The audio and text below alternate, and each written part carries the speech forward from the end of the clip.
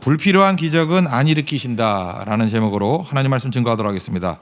이제 가나안 전쟁 시작됐습니다. 이제 마지막 준비하는 모습입니다. 좀 뜸이 길죠. 그냥 요단 건너면 곧장 전쟁 벌였으면 좋겠는데 3장부터 5장까지 이렇게 강 건너고 뭐 기다리고 준비하는 것들이 좀 크다라는 것입니다. 어쨌든 요단강 건너는 것이 기적적인 것이었기 때문에 가나안 사람들의 반응이 굉장히 쫄았습니다. 산 속에 사는 사람들을 가나안 7족속들에서 주로 아모리라고 얘기를 하고요. 그 다음에 해변 쪽에 사는 무역 쪽에 종사하는 사람들을 가나안 사람 이렇게 표현을 합니다. 그러니까 산지족들도 쫄았고 그 다음에 해변에 있는 사람들도 떨더라 뭐 그런 겁니다. 1절 한번 읽겠습니다. 시작. 요단 서쪽의 아모리 사람의 모든 왕들과 해변의 가나안 사람들의 모든 왕들이 여호와께서 요단물을 이스라엘 자손들 앞에서 말리시고 우리를 건너게 하셨음을 듣고 마음이 녹았고 이스라엘 자손들 때문에 정신을 잃었더라. 그러니까 요단강 도강한 거가 기적적이잖아요. 그래서 마음이 녹았다. 뭐 어떤 건지 알겠죠. 굉장히 겁을 먹었더라. 또 정신을 잃었더라. 뭐 실신했다. 뭐 이 정도였다는 거예요.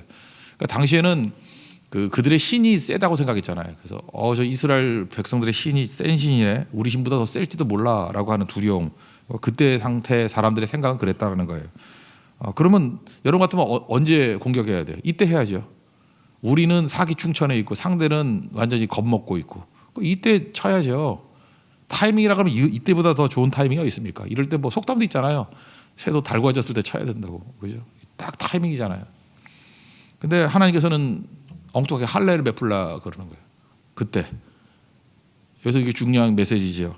타이밍보다 중요한 것이 절대 순종이다.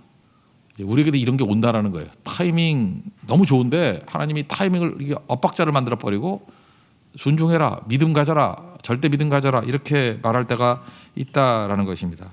그래서 우리는 기대하기를 공격 앞으로 그러면 다 될 것 같이 보이는데 할례를 행하라. 근데 우리 마음에 이런 생각이 들어요. 하필 이때 하나님도 너무하죠. 하필 이때. 그리고 이거 뭐예요? 우리가 활동 못 하잖아요. 이거 남자 외과 수술이니까 그 뭐 며칠 가나 최소 3일은 갈 거. 3일에서 한 일주일을 못 움직이잖아요. 근데 이게 말이 되냐는 거예요. 말이 논리적으로. 40년 동안 허구한 날 세월 다 놔두고 왜 여기서 이러냐고. 광야에서 했으면 됐지 왜 이러냐고. 적절하지도 않고 전략적이지도 않고. 그러니까 우리도 신앙생활 하다 보면요, 합리적인 거 순종하라고 하면 뭐 힘들어요 그게. 그죠? 내가 비합리적인데 하나님이 합리적으로 이렇게 하래 그러면 내가 멍청했어. 하나님은 참 똑똑하신 분이야. 합리적으로 가야지. 이렇게 되는 건 어렵지 않잖아요. 근데 나름 우리는 자기는 똑똑하다고 생각하잖아요. 근데 하나님이 아무리 생각해도 비합리적이야. 이게 말이 되냐고. 비합리적인 게 뭐예요? 내게 손해가 올 것 같이 보이고 위험에 노출될 것 같은 거를 하나님이 하래요. 이거 순종 잘 못하지요. 그러니까 불순종하는 거죠. 뭐 불순종이 되게 이런 데서 오는 겁니다. 이거 못한다고 해서 안 미루게 된다는 거예요. 또 하나 명심할 게 그거예요. 타이밍보다 중요한 하나님이라고. 하나님이 하라 그러면 해야 되는 거죠. 이건 뭐예요? 승리가 합리적이라는 건 내게서 나온다고 생각하니까 그런 거죠. 상대는 사기 저하, 우린 사기 충천. 그러니까 우리가 싸워 이긴다고 생각하니까 타이밍이라고 생각하는 거지. 승리는 하나님이 주시는 거고 은혜와 공급이 하나님께 있습니다. 우리 그걸 믿잖아요. 모든 좋은 것, 은혜와 공급이 하나님께 있습니다. 우리 믿음의 스위치를 눌러서 동기해야 되는 겁니다. 이걸 믿는다고 그러면 타이밍이 어디 있어요? 하나님이 주시는 게 타이밍이지. 다시 또 믿음으로 가야 된다니까. 우리가 믿음이 참 흔들려요 맨날. 그냥 믿음 흔들리고 매달 믿음이 흔들리고 믿음이 약하고. 그래서 우리 인생을 살면서 신앙생활 하다 보면 이해 납득 공감 안 되는 일들도 하고 있는가. 나는 이게 합리적인 일만 계속 평생 나는 내 신조는 합리적이고 신앙생활도 합리적으로 하는 거야. 나는 이게 계획대로 안 된 게 없어. 나는 참 이게 딱딱 맞아떨어져야 되는 성격이야. 그러면 죄송한 얘기지만 믿음이 없는 겁니다. 그 한두 번이면 모르지만 평생 그렇게 살아왔다 그러면 믿음 없이 산 거예요.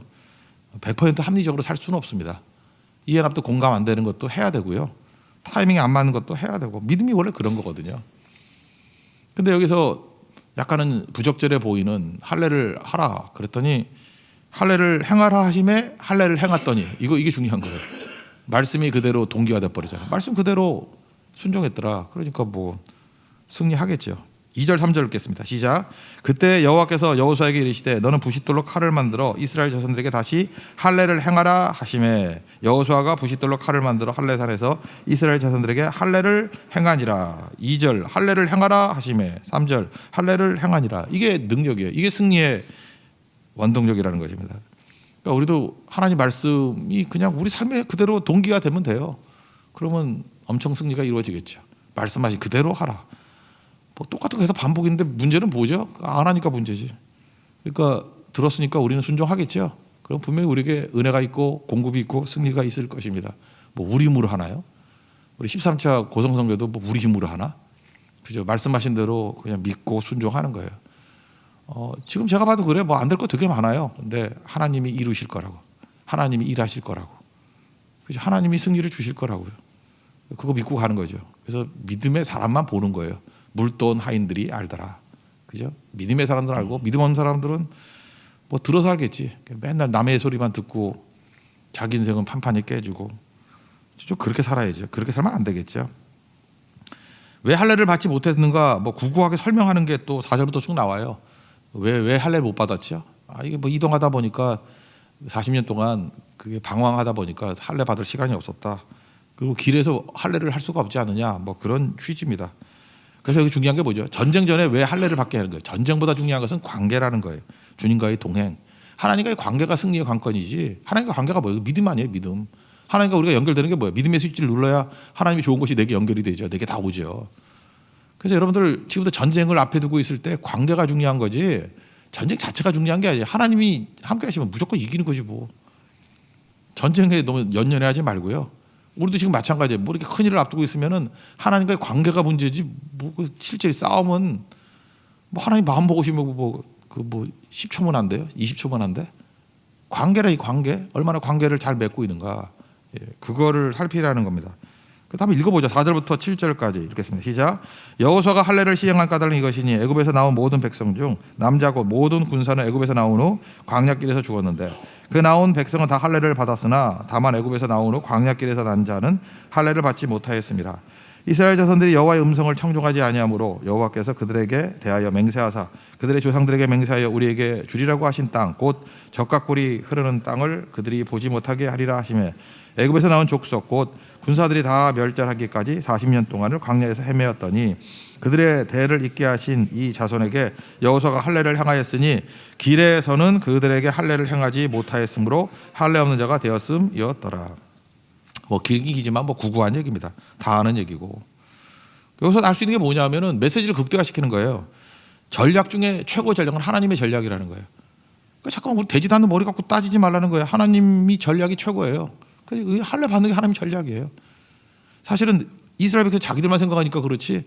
아니 그 성에 있는 사람들 볼 때 그럴 거 아니에요. 쟤네들 공격을 안 하고 계속 머물러 있으면서 뭐 아파 뭐 그런 애들도 있을 거 아니에요, 그죠? 그때 뭐 진통제도 없었을 거니까. 그리고 남자들은 다 누워 있고 여자는 왔다 갔다 하고 뭐 그러고 있어요. 그럼 더 겁나지 않아요? 저 뭐 하는 거야 저러고? 겁 안 나나요? 오히려 쳐들어와야 되는데 가만히 있고 뭐 이상하게 조용해. 그러면 더 겁나죠. 공포가 더 심했을 거예요, 그죠? 하나님의 최고의 전략이라는 것입니다. 여기서 주님께서 이렇게 말해요. 너희들이 순종하면 길갈이라는 말 자체가 굴러간다는 뜻이거든요. 어렸을 때 그런 복음서가 많이 있었는데 굴렀네 뭐 굴렀네 나의 모든 죄악이 굴렀네. 그래서 그거 노래 부르면서 맨날 구르고 했던 거 있었는데 이제 몸도 구르고. 우리 선생님이 율동을 그런 거 가르쳐줬어. 구르라 그러고 맨날 굴렀어요 우리가 그때. 뭐 떼굴떼굴 구르고 초등학교 1학년 때가 2학년 때가 그런 노래 있었는데 길갈이란 말에 굴렀다라는 거예요. 뭐가 굴렀어요? 수치가 굴렀다. 수치심이 다 굴러가는 곳이에요. 그러니까 우리 수치심이 언제 굴러가요? 말도 안 되는 순종을 할 때. 그러니까 우리 열심히 살아야 영광이 임하는지 알고 열심히 살아야 수치가 없어지는 줄 아는데 우리 삶 속에 수치가 있잖아요. 절대 순종하면 수치가 굴러간다라는 것입니다. 애굽의 수치가 뭘까요? 여기 애굽의 수치라 나오는데 애굽 입장에서 놓고 볼 때 제일 관심 갖고 있는 게 이스라엘의 운명이죠. 저놈들이 노예인 놈들이었는데 홍해가 갈라지는 기적 행하고 우리 뭐 10가지 재앙으로 박살내놓고 갔어요. 그때 우린 은근히 뭐 이런 거 있죠. 잘 되나 보자 뭐 이런 거 있지 않아요? 꼬래 뭐 이런 거. 근데 갔더니 원래 그 2주밖에 안 걸리는 시간 아니에요. 그래서 소식통에 의하면 2주 안에 가나안 정림했다 그러면 아이 막 갈놈이 갖고 이러는데 뭐 1년이 지나도 2년이 지나도 계속 광야에 있대. 계속 광야에 있대. 그러니까 뭐라고 생각해? 꼴 좋다. 광야는 원래 사막 아니에요. 거기 다 죽는 곳 아니에요.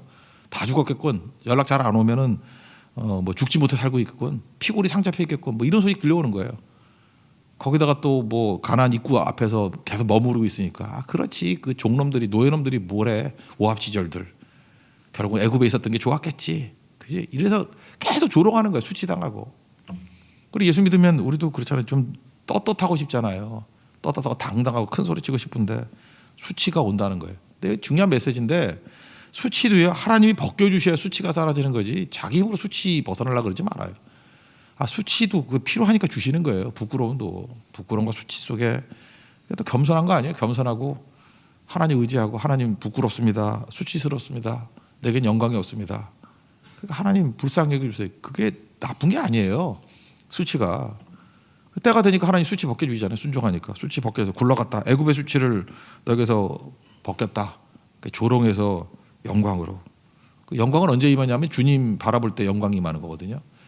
그 고린도 후서 3장 18절 보니까 우리가 서로 수건을 벗은 얼굴로 거울을 보는 것 같이 주의 영광을 봤다고. 이게 가려진 게 주님의 영광을 봤다. 예수님의 영광을. 저는 이게 참 좋아요. 그와 같은 형상으로 변화됐대요. 우리가 영광스럽게 되는 길은 주님 바라보는 거예요. 주님 바라보면 이게 비춰져가지고 우리도 영광스럽게 돼요. 그래서 그 다음이죠. 영광에서 영광에 이르니 곧 주의 영으로 말미암음이라. 계속 얘기하죠. 믿음에서 믿음으로. 시작과 끝이 똑같아요. 영광에서 영광으로. 은혜 위에 은혜로라. 성령으로 시작하 있다가 왜 육체로 맞추냐. 성령으로 맞춰야 된다. 성경은 계속 이거예요. 시작과 끝이 똑같아야 된다는 거예요. 그러니까 영광에서 영광으로 가는 길이 뭐예요? 끝까지 주님 쳐다보는 거예요. 끝까지. 영광은 우리에게 없어요. 주님 바라보면 우리 삶 속에 있는 많은 수치들이 있지 않습니까? 수치는 없애야지 신경질 내고 막 히스테리 있다고 수치가 없어지는 게 아니에요. 더 수치스럽지. 저 얼마나 상처가 심하면 저 말만 나오면 저러나. 그 수치 때문에 더 수치스러워지는 거예요. 그래서 주님 바라보고 있으면 저거 굉장히 수치를 느꼈던 사람이 이제 당당하네. 너무 영광스럽네. 오히려 그 역전이 돼버리면은 그 과거의 것들이 오히려 영광의 도구가 되지 않습니까? 바닥에 있다가 그죠? 올라가면 영광의 도구가 되지 않아요? 8대 0으로 지고 있다가 9대 8로 역전하면 이게 영광스럽지 않아요? 오히려 9대 0으로 이기는 것보다. 그죠? 수치가 영광으로 다 변화가 된다는 것입니다. 8절 9절 읽겠습니다. 시작.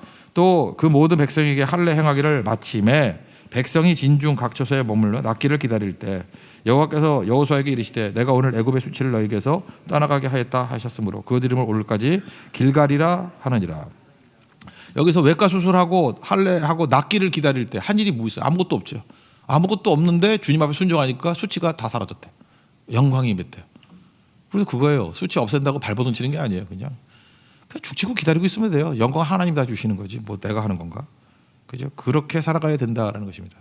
그래서 오늘 첫 번째 메시지가 이거예요. 타이밍 너무 따지지 말고 순종하면 영광도 오고 수치도 사라지고 좋은 거 다 오고 승리 이룬다라는 거예요. 그러니까 하나님의 전략만큼 뛰어난 전략은 없다. 그래서 타이밍 때문에 초조하지 말고 절대 순종, 절대 믿음 이걸 붙들라는 것입니다. 두 번째는 이제 만나 이야기인데 만나가 그쳤어요. 여기서 우리 알 수 있는 게 뭐죠? 불필요한 기적을 행하시지 않으신다. 길갈에서 만나가 그쳤습니다. 10절, 11절, 12절, 세 절 읽겠습니다. 시작. 또 이스라엘 자손들이 길갈에 진쳤고 그달 14일 저녁에는 여리고 평지에서 유월절을 지켰으며 유월절 이튿날에 그 땅의 소산물을 먹되 그날에 무교병과 볶은 곡식을 먹었더라. 또 그 땅의 소산물을 먹은 다음 날에 만나가 그쳤으니 이스라엘 사람들이 다시는 만나를 얻지 못하였고 그 해에 가나안 땅의 소출을 먹었더라. 여러분 이게 갑자기 이제 길갈에서 거기 소출 먹고 난 다음에 만나가 그쳤다. 그때는 여러분 무슨 느낌이 드세요? 너무해. 이렇게 여유감 나. 며칠 좀 더 주지. 딱 끝냐 그때. 그런 느낌 받으면 안 되죠. 이게 중요한 게 뭐죠? 주님께서는 내 삶에 이렇게 밀착해서 동행하신다는 거예요. 주님께서 우리 대충 동행하는 게 아니고요. 너무너무 밀착해서 우리 삶을 잘 하신다는 거예요. 그러니까 여러분 걱정하지. 굶어 죽지 않아요. 죽을 때 되면은 하나님께서 만나 계속 먹이시고요. 살만해지면은 딱 끊어버리는 거예요. 그래서 뭐가 이렇게 딱 끊어지고 할 때 죽었네. 안 죽어요. 살만하니까 끊으신 거지 하나님이. 삶을 이렇게 밀착해서 이끌어 가신다는 거예요. 완벽하게 돕는다는 거예요. 그러니까 이런 거 있잖아요. 상실의 두려움 있죠. 이거 없어지면 어떡하나 뭐 이런 거. 그죠? 고난이 오면 어떡하나, 뭐 어려움이 오면 어떡하나. 이게 다 뭐죠? 이게 불신앙이에요. 불신앙. 알아요? 하나님이 뭐 광야에서도 먹이셨는데 뭐 여기서 안 먹이셨어요. 그래서 영접하세요. 믿음은 영접이잖아요. 어려움도 영접, 필요하니까 어려움도 오는 거고, 고난도 영접, 주신 은혜가 족하다. 그리고 살아야 된다는 것입니다. 그래서 여러분 인생은 투트랙이에요. 같이 와요. 이렇게 만나주시는 은혜뿐만 아니라 또 만나가 끊어지는 은혜예요. 그것도. 근데 둘 다 하나님이 필요하니까 주신 거고, 그 과정을 통해서 우리의 믿음이 강력해지는 거죠. 믿음이 강력한다는 게 뭐예요? 하나님 공급으로 살아가는 인생이 되는 거죠. 그러니까 여러분 믿음엔 모험이 필요한 거예요. 이해 나도 공감 안 되는 모험, 하나님 말씀하신 모험. 어떤 미국 유학생 이야기인데요. 유학을 했는데 이분이 이제 이공계 박사학위를 하는 사람이에요. 근데 그 신앙이 너무 불이 붙는 거예요. 불이 붙어가지고 이분이 하고 싶은 게 뭐냐면 찬양 인도예요. 근데 금요 차례 때 찬양 인도. 그 다음에 그것도 주 메인 인도도 아니야. 옆에서 이렇게 얼쩡거리면서 부르는 애 있잖아요. 이렇게 그런 건데 너무 하고 싶은 거예요, 그게. 그리고 주일에 찬양팀으로 좀 섬기고 싶고. 근데 이 학교에서는, 연구소에서는 실험에서 빠질 수가 없는 거예요. 금요 밤에도 실험해야 되고 주일에도 한 반쯤은 실험을 해야 된다고 자꾸만 그러는 거예요. 자기가 예배드리고 싶다고 자기 지도 교수하고 이렇게 못 하겠다고. 나는 금요일 날 저녁엔 빼주고 연습도 해야 되니까. 그다음에 주일에는 못 간다고. 그러니까 뭐 싫어하죠, 그죠? 이게 뭐 말이 되냐 뭐 이랬는데, 이분이 이렇게 큰 연구비를 받아야 될 찬스가 왔대요. 연구비가 우리나라 돈으로 몇십억 정도 되는 프로젝트가 큰 거예요. 그러니까 이런 연구비 지원 못 받고는 연구 못 하는 그런 연구인데, 연구비 받아야 되는데 상황이 어려워진 거지. 근데 이 연구비 주는 선정위원이 3명이었대요. 3명이었는데 뭐 당장 2명은 반대하더래요. 그리고 한 사람이 지지를 했는데, 안 되는 거라 다 생각했는데 그 지도교수가 그러더라는 거예요. 너 됐다고. 그러면서 표현하기를 하나님이 네 편이야 그러더래요. 믿지도 않는 분이.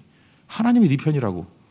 뭔 소리냐 그랬더니 자기는 아무 뭐 로비도 안 하고 뭐 부탁도 안 하고 그랬는데, 3명 선정위원 가운데 2명이 반대를 했으면 1명이 뭐 지지한 거 아니에요. 근데 이 1명이 부탁도 안 했는데 그 반대하는 2명에게 전화를 걸어가지고 설득을 했대요. 얘 주자고. 근데 설득을 한 게 중요한 게 아니라 설득을 또 당하더래, 둘이.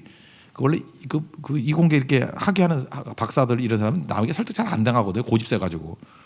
그러니까 설득을 한 것 자체도 이상한 일인데, 설득 당한 것도, 2명 다 설득 당한 것도 이상한 일이래.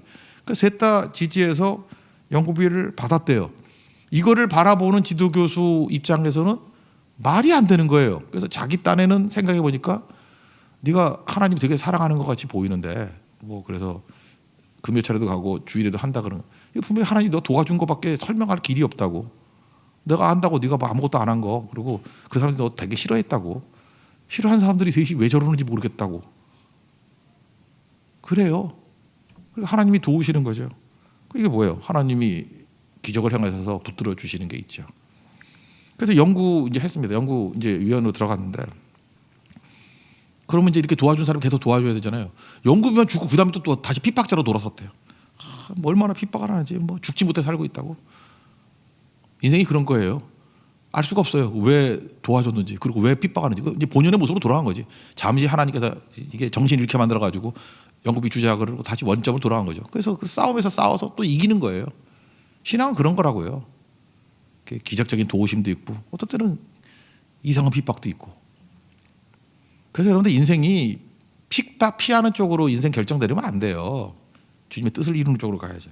갈라디아 6장 맨 뒤쪽 보면은 12절부터 마지막 몇 절이 들어가 18절이 끝인 것 같은데, 거기 그리스도의 흔적, 스티그마라는 단어가 나오잖아요. 거기 쭉 보면은 억지로 할례를 받게 만드는 사람들이 있다는 거예요. 근데 할례를 받으려고 하는 이유가 뭐냐면 자기들 다 안다는 거예요. 할례 받을 필요 없다는 거. 예수 믿는 사람이 할례 받아도 어떻고 안 받아도 어떻고. 어저께 고린도 7장에 나오잖아요.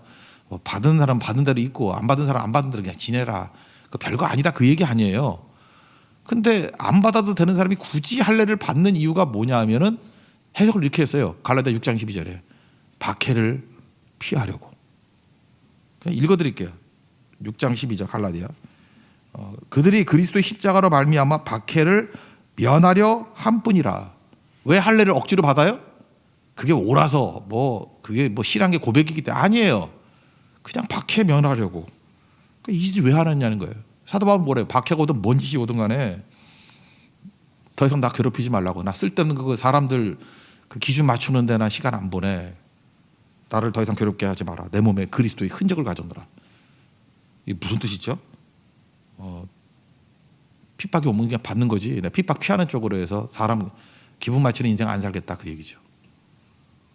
그 주를 위해서 이렇게 핍박 좀 당하고 하면 주님이 기특해 하실 걸?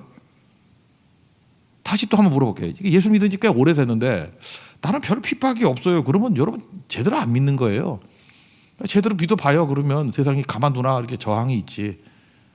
그래서 예수 믿으면요 항상 두 가지 경험이 있어요. 항상 기적적인 도우심의 경험, 그리고 기적적인 핍박의 경험.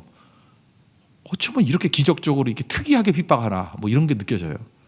근데 주님 바라보면 이길 힘도 주시고 피할 길도 주시고, 그래서 피할 길 주시는 거 뭐라고 하죠? 기적이라고 그러고, 그다음에 이길 힘 주시는 거 이거 이기는 거예요. 이게 극복하는 거. 그러니까 만나 사건을 통해서 알 수 있는 게 그거죠. 줘도 은혜고 안 줘도 은혜예요. 하나님은 우리를 항상 은혜로 이끌어 가십니다. 믿습니까?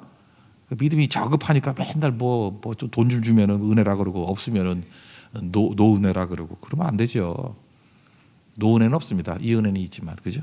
노은혜는 없어요. 다 은혜, 다 은혜. 그다음 마지막 세 번째 얘기는 이게 전쟁이 내 전쟁이 아니라 하나님 전쟁이라는 거죠. 이게 모르는 사람 만났어요. 여러분 모르는 사람 만나면은 질문이 뭐예요? 누구세요? 그래야 되잖아요. 누구세요? 그래야 맞는 건데 이게 너무 콜돌이 처음에 은혜로 시작했잖아요. 은혜로 시작했는데 이제 시간이 끄니까 여호수아도 이제 두려움과 다시 염려로 돌아간 거야. 그러니까 모르는 사람 보니까 이제 속에 있는 게 튀어나오는 거예요. 너 누구 편이야? 우리 편이야? 저 편이야? 그러니까 벌써 그 말 자체가 왜 시비가 되느냐 하면은 전쟁을 지가 한다고 생각해. 이 전쟁은 내게 속한 전쟁이야. 그러니까 딱 보니까 내게 도움이 되는 사람이야? 도움이 되지 않는 사람? 이게 묻는 거예요. 질문에서 속마음이 나오는 거지. 입으로는 주님의 은혜입니다. 주님밖에 없습니다. 이러고 살지만 결정적인 순간에 탁 나타나니까 너 누구 편이야? 이렇게 나온다고. 왜 내 힘으로 싸우려고. 그 여호와의 군대장까지 내 발에서 신 벗으라. 이게 모세하고 병행 구절 아니에요. 그때 누가 나타났어요? 하나님이 나타났죠. 여호와 하나님이. 그러니까 여기서 군대장관은 구약에 나타난 예수님이라 그러죠. 예수님이 나타나 여호와의 군대장관이 나타나가지고 뭔 소리냐 임마, 나는 여호와의 군대 장관이다. 엎드리잖아요. 신 벗으라. 뭐예요? 내가 하나님의 종입니다. 이게 노예만 신 벗고, 노예는 신 안 신었거든요. 신을 벗으라는 건 내가 종이란 뜻이에요. 내가 주님의 종입니다. 거기서 무슨 고백이에요? 네 전쟁 아니야, 내 전쟁이야, 그거죠. 하나님께서. 네 전쟁 아니야. 왜 너 정신 차려 임마. 지금 6장 가면은 이제 여리고 전쟁이 나오는데 네 전쟁 아니야, 내 전쟁이야. 한 번 더 확인시켜 주는 거예요. 정신 차려. 네가 지도자가 그따위 생각하지면 어떻게 돼? 네 전쟁 아니야, 내 전쟁이야. 그래서 우리의 모든 전쟁이 하나님 의지하고 나가서 하나님 전쟁으로 만들어야 돼요. 여러분 사업도 내 사업이 안 돼요. 그런 거 벌써 말 틀린 거예요. 이게. 여러분의 사업이 하나님의 사업이 되게 하십시오. 교회도 마찬가지. 이 교회가 내 교회다 그러면 힘들고 매다 코피 터지고 쓰러지겠지. 하나님의 교회죠. 예수 그리스도의 교회고. 그죠? 선교 이번 고선 선교 우리 선교예요? 내 선교예요? 아니죠. 하나님의 선교죠. 하나님의 선교. 하나님의 선교니까 하나님이 대장 되신 예수님이 앞장서셔야 되고, 우린 필요한 거는 우리 주인에게 구해야죠. 그죠? 예수님께 구해야죠. 믿음의 스위치를 계속 눌러대야죠. 그죠? 그 자세가 중요한 거예요. 그러면 승리 주신다는 것입니다. 읽으면 되겠네. 13절부터 15절까지 읽겠습니다. 시작. 여호수아가 여리고에 가까이 이르렀을 때 눈을 들어 본즉 한 사람이 칼을 빼어 손을 들고 마주 서 있는지라. 여호수아가 나아가서 그에게 묻되 너는 우리를 위하느냐 우리의 적들을 위하느냐 하니 그가 이르되 아니라 나는 여호와의 군대 장관으로 지금 왔는지라 하는지라.